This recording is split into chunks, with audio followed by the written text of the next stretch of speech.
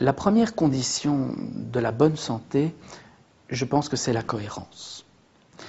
Et quand on essaye d'œuvrer dans le domaine de la santé, eh bien, il faut dénoncer les incohérences.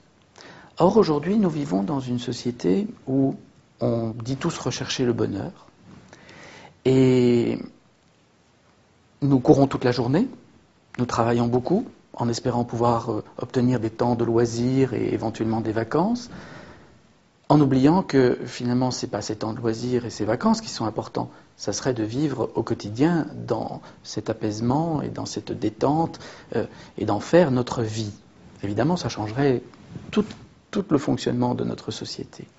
Et plutôt que de faire ça, nous restons dans notre croyance que oui, il faut travailler beaucoup, il faut se mettre beaucoup de pression pour obtenir quelques instants de respiration. Et pour tenir le coup, parce qu'il n'y a rien à faire, la pression que l'on se met pour répondre à cette croyance, à cette représentation des choses, eh bien, cette pression est telle que ce n'est pas tenable. Notre corps ne peut pas le supporter et nos émotions, notre psychisme ne peut pas le gérer. Du coup, notre société, qui est cohérente par rapport à sa croyance, a généré toute une série de substances qui permettent de refouler, qui permettent d'aménager, qui permettent de tenir le coup, des béquilles. Mais ce ne sont que des béquilles.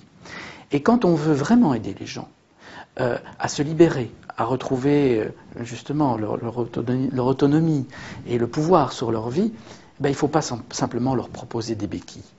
Et quand on pense qu'en France, on a une consommation d'antidépresseurs qui dépasse tous les chiffres européens, c'est interpellant. Parce qu'on se dit, ok, ces antidépresseurs peuvent être nécessaires dans certaines situations, mais ce ne sont que des béquilles. Or, on a constaté que beaucoup de médecins en sont arrivés aujourd'hui à prescrire des antidépresseurs bien souvent pour des cas qui ne sont pas réellement dépressifs, ce qui est déjà inquiétant, mais en plus, ils prescrivent des antidépresseurs sans expliquer que ce sont des antidépresseurs, ils les prescrivent sans avertir des effets secondaires et surtout sans proposer un plan de thérapie qui va permettre un jour de se passer de ces antidépresseurs.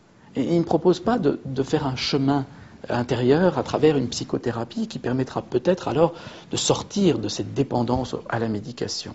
C'est dommage, personnellement je trouve ça même scandaleux, parce qu'on enferme l'individu dans une dépendance et surtout on continue à lui faire croire qu'il devra toujours produire des solutions extérieures à lui-même pour survivre, plutôt qu'à d'aller chercher ces solutions intérieures.